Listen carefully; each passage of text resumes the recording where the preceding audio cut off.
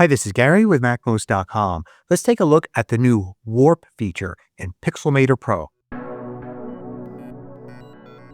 So the Warp feature is a new feature in Pixelmator Pro in version 4.0, which is part of Apple Creator Studio. You won't find the Warp feature in the standalone version of Pixelmator Pro. You have to have the Apple Creator Studio version. Basically, Warp is exactly like it sounds. It allows you to take a 2D image and then warp it by grabbing the corners or points inside it and either twisting them or stretching them. So as our first example, I just have a simple PNG image here as a layer in a Pixelmator Pro document. So nothing particularly special about this image here.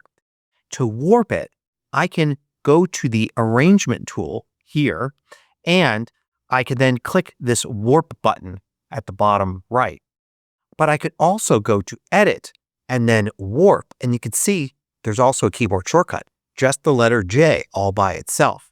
You'll also find under format, there is warp, and you can jump right into warping with one of the presets or using another feature if you like.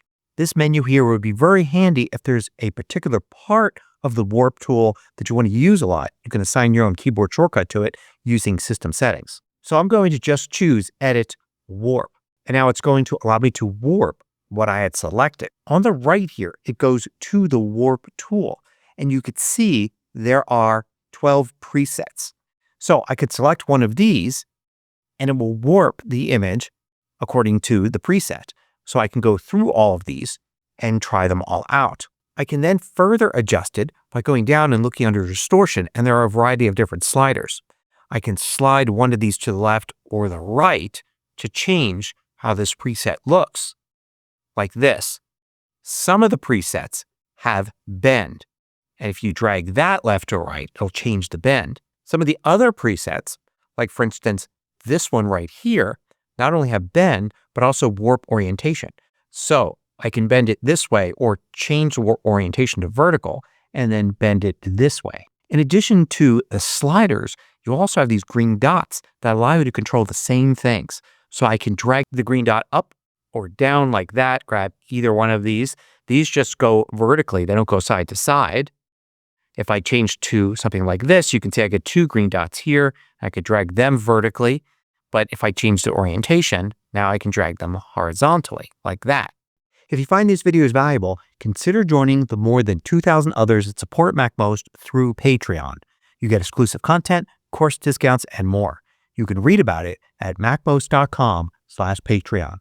Now, in addition to those presets and the sliders, you also can take the dots here that appear at all four corners, grab one of those and drag, and you can see how it warps the image here. In addition to the dots themselves, when you select one, you get the little control lines coming out of it, and you could grab and drag one of those as well to control the warp along that edge, like this. You can add your own control dots here by clicking on one of these three buttons here. So if I click on the vertical one, I can add a vertical line, which will create a dot at the top, bottom. I can create a horizontal line, so a dot to the left or right, and any intersections. I could also have just clicked on this button here and then added a dot in the middle, which also adds the dots along each side. So with these dots here, I can grab any one of them, drag it along, or drag one of the control lines that comes out of it to twist, turn, and stretch. Now, another thing you can do is you can click the More button here and you split into grid. You could do 3x3, 4x4, or 5x5. So 5x5 is going to create this 5x5 grid of boxes with control points at every intersection. So now you can use that to warp it as you like. Now, if I were to choose one of these warps or any other way of warping it, I can also crop the warp. So right now you see how this graphic goes from edge to edge inside the warp. But if I click the More button here, I could set the content area, and it's going to show me the content area flat. I could also turn that off and just see the warped area like that. But it helps to start off with this here. And then I could grab any of these edges. I can hold the Option key and it will take the edge and the opposite edge. And I could set the area for the warp. So this is going to warp this whole area out here with the actual image there in the middle. So now That's how it would look. Now you can warp just about any kind of layer. So I'm going to, instead of using that graphic there, I'm going to take this image, just a regular photo that I've brought in as a layer, and I could apply the warp here. I'm going to use the J key to start the warp, and I can warp it using, say, this button right here, or this button, or any of these, and do all the same things to this image. Notice what happens when you add a warp. You get a warp group here. So you could see the image here is inside the warp group. I could drag other layers inside as well. So I'm going to drag this layer inside here, make it visible, and you could see how both of these are warped the same way inside this warp group. If I were to select the warp group now and edit the warp, change it to something else, everything inside will warp together. There's also this handy little button here, this plus button. You can click that and you can replace what's inside the warp. So if this image was like a placeholder for something, I can replace from a photo in my photos library, from files, from an AI generated image, or whatever I have copied to the clipboard. You can warp just about anything. I'm going to go to the shape tool here, and I'm going to add a rounded rectangle shape. Just going to put it in here, and I could warp that just with the J key here and select one of these. And now I've got a warped rounded rectangle.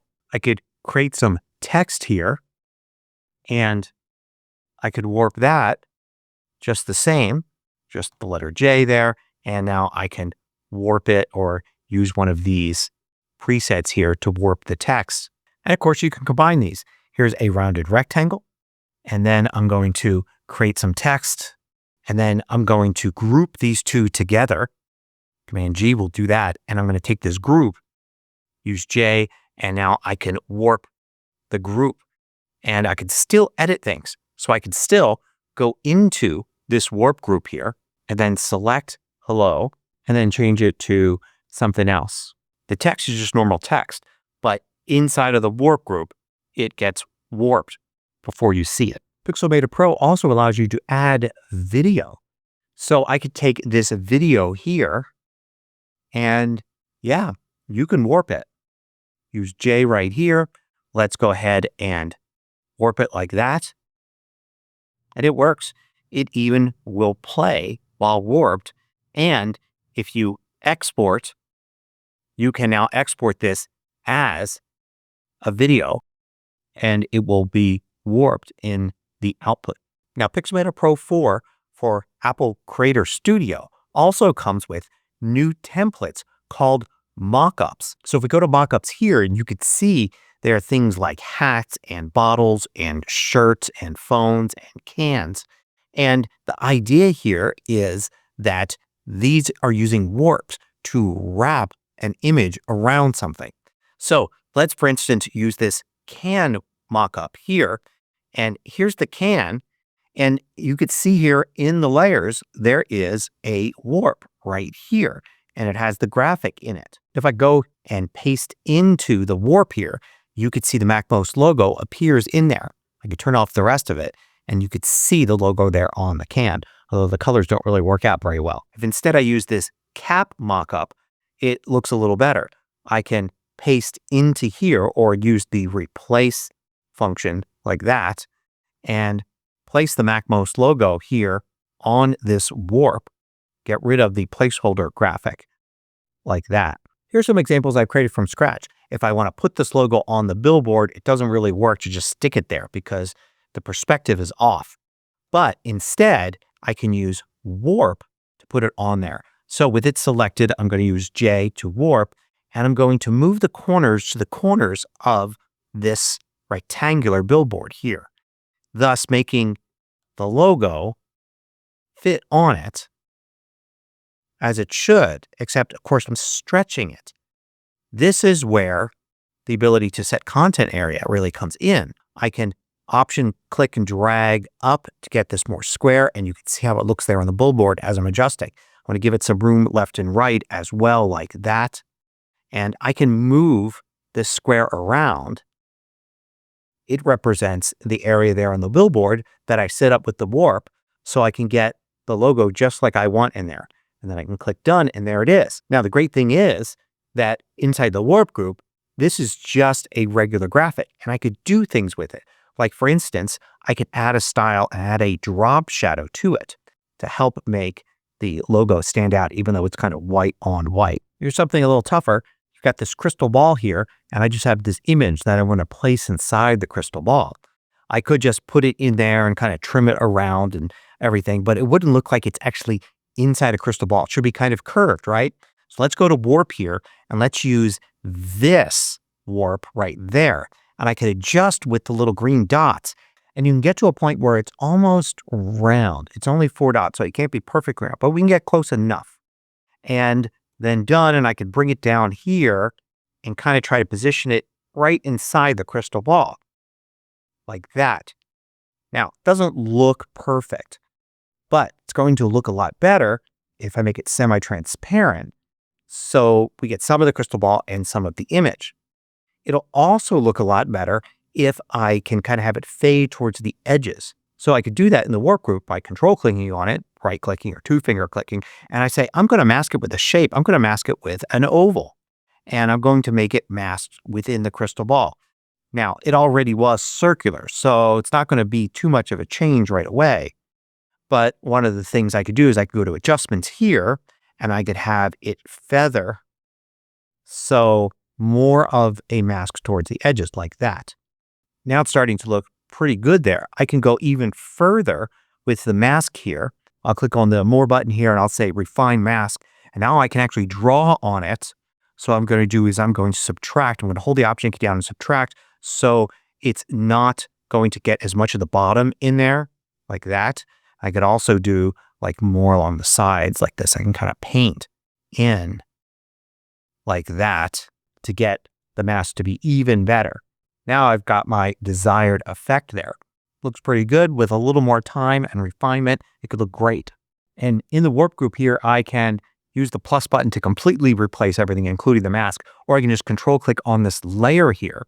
And I could say that I want to replace the layer with a photo. I'll go to my photos library, and it's keeping everything else, the curve of the warp, the masking, and all of that. Maybe what's most impressive about it is how well it works. It's very smooth, and so far it's worked flawlessly with everything I've thrown at it. So if you have the new Pixelmator Pro for Apple Creator Studio, give the warp tool a try. Thanks for watching. Want to know about every new MACMOST video each week? Sign up for the absolutely free MACMOST email newsletter at macmost.com/newsletter.